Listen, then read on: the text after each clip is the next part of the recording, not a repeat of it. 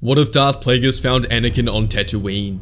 Let's start the story with the grand experiment between Darth Plagueis and Sidious that ended up creating Anakin Skywalker. This was their most ambitious experiment yet, with their goal to create a being born entirely of the Force, a living weapon of unparalleled potential.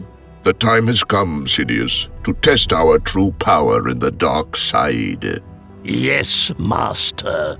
With this, our victory will be assured. They infused the Force with their dark will, attempting to bend its natural flow. They targeted the midichlorians, the microscopic life forms that connected all living things to the Force, forcing them to act against their nature. Plagueis manipulated the midichlorians to conceive a life form without a father, to bypass the natural order entirely. As the ritual reaches its climax, and they attempt to delve deeper into the dark side than they ever have before. But suddenly the Force went silent, and they could no longer hear its answers to their calls. With this, they thought their experiment had failed, but little did they know, they were successful, and had conceived Anakin Skywalker. Around 9 months after the experiment, Plagueis felt a disturbance in the Force. He felt the emergence of a vast amount of Force energy into the galaxy that was tied to his own, and therefore only he could sense it. He boarded his ship and let the Force guide his destination, following the presence that he felt. His ship took him to Tatooine and ventured towards Mos Espa, where the presence's identity in the Force was growing. He followed it with anticipation, but also an inkling of fear regarding what it could be.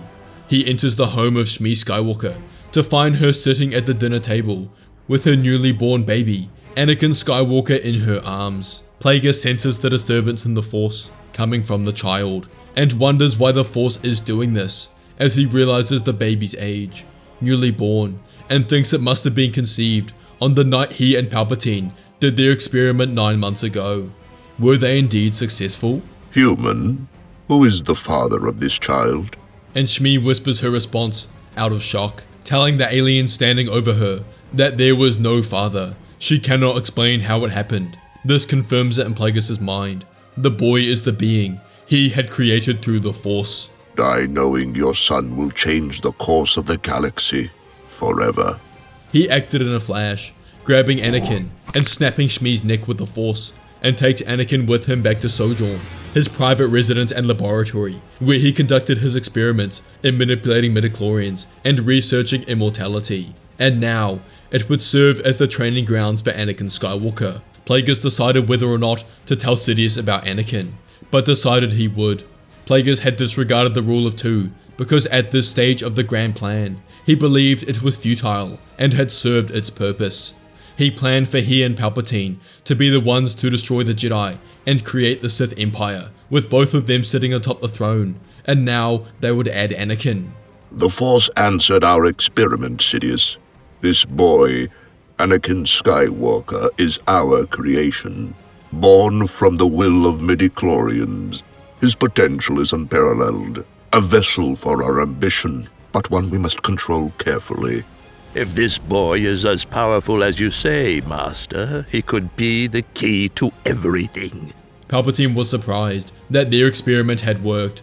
He knew his master was powerful, but believed their experiments to create life had failed, as the dark side grew silent to their further probings. But he wondered how this will affect his standings with the Sith. Anakin will become Plagueis' new apprentice, so will this result in him being cast aside? Plagueis reassures Palpatine that he still wishes for them both to rule together, but nonetheless, Palpatine has his doubts and begins planning his countermeasures if necessary. But Plagueis really is sincere and doesn't plan on betraying Palpatine.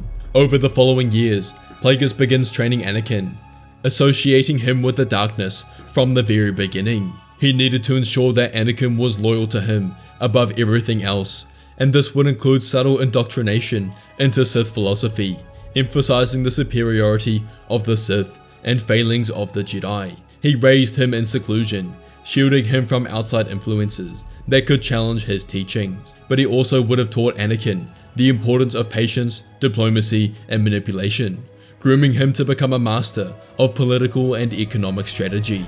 Anakin was educated in galactic history, economics, and governance to prepare himself for leadership. Within you lies unparalleled power. a force waiting to be unleashed. The dark side will show you the path to greatness and the means to shape the galaxy as you see fit. Plagueis was intense with Anakin's Force training.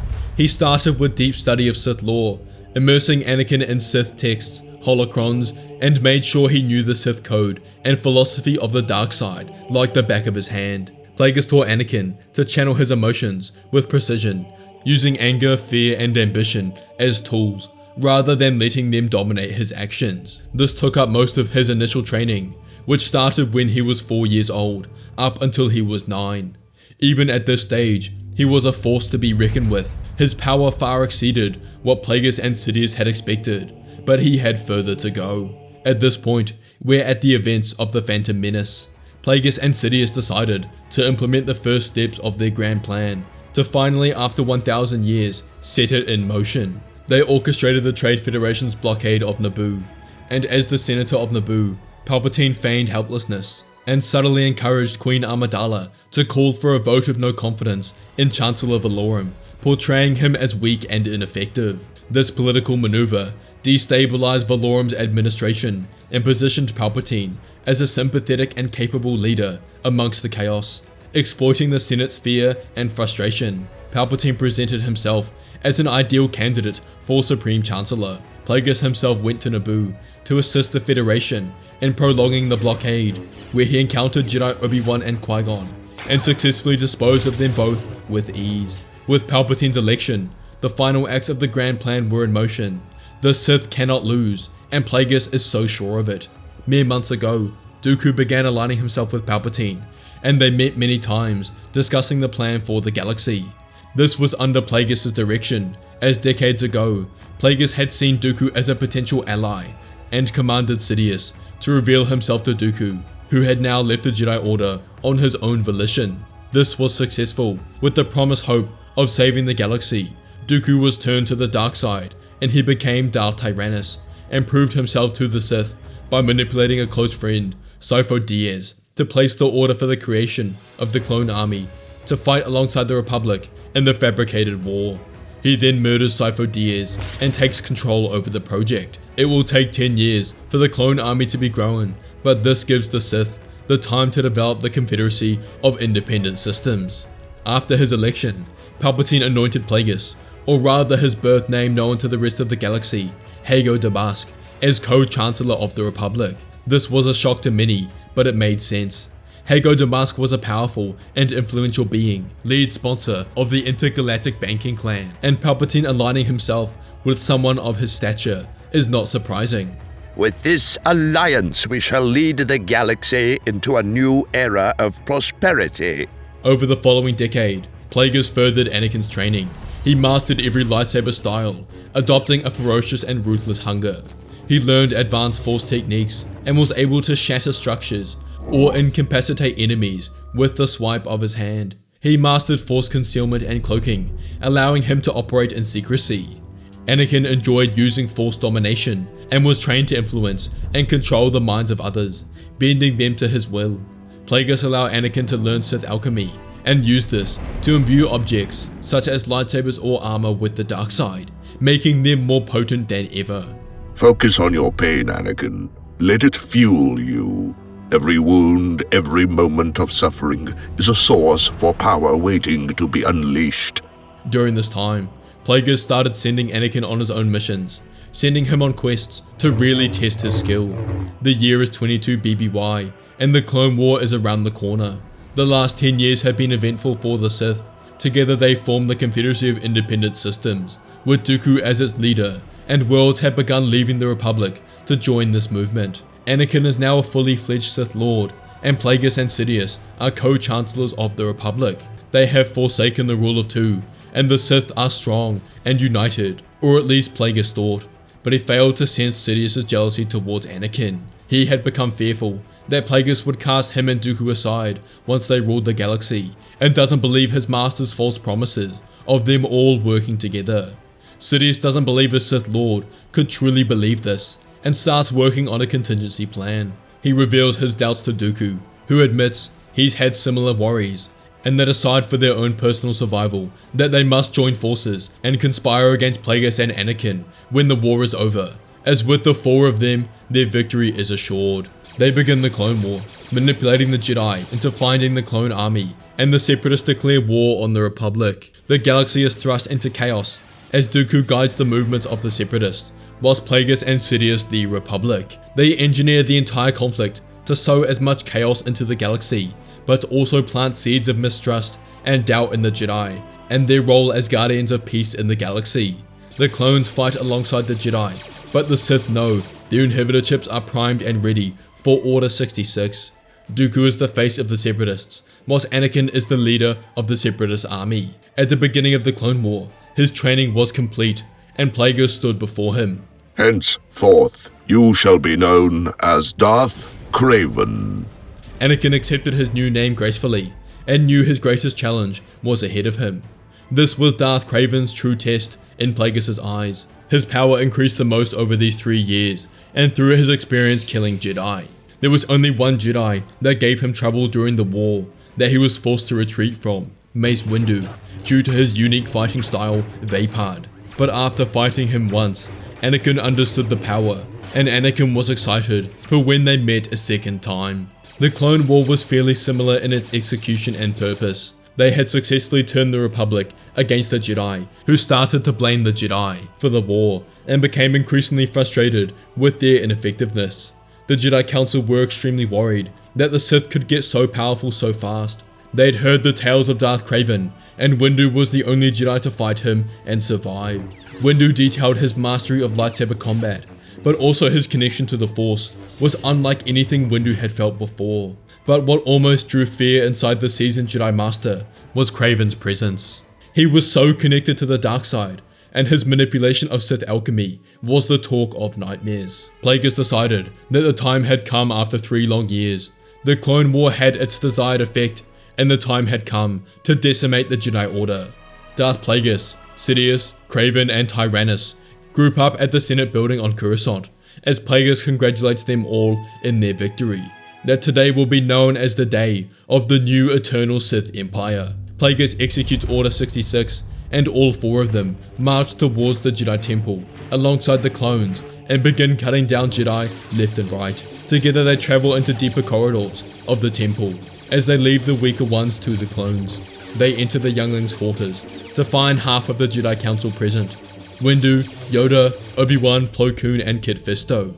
They all shudder back in horror at the sight of the Chancellors, Hago Damask and Sheev Palpatine, standing there, brandishing the red lightsabers of the Sith, and the stench of the dark side, so powerful that it almost hurts. Tell me, Yoda, how does it feel to know that your noble Jedi Order, your precious Republic, has been puppets on strings you never saw? He smirks, his tone dripping with mockery. You were so blinded by your dogma, so assured of your righteousness, that you never noticed the shadow growing beneath your feet. Now, Jedi, your time is over, and ours is just the beginning. The Sith smirk as they rush in and begin carving up the council. Plagueis takes on Yoda, waiting for this day for over 100 years, as he had prepared for this for a long time. He understood Yoda's fighting style intimately, and he countered his moves with precision. Yoda made a fateful maneuver, attempting to leap into the air to take off Plagueis' head, but the Sith expected this, and mid-air, thrust his saber forward and threw the Jedi Grand Master, killing him. Anakin took on Mace Windu, preparing for their rematch. Anakin knew Vaapad was powered by one's fear, and was turned and used against him. But how could Vaapad work if this time, Anakin rid himself of any fear? The only one that felt fear in their duel was Windu, whose Vaapad failed on Anakin, and Darth Craven pressed forward, not even brandishing his red lightsaber, but casting Sith spells, conjuring Sith spawn and shadows, which attacked Windu left and right, behind and front, until ultimately pierces his defenses and killed him. Meanwhile, Dooku and Sidious took care of the rest of the Masters, Dooku painfully cutting down Obi-Wan, wishing it could have been different.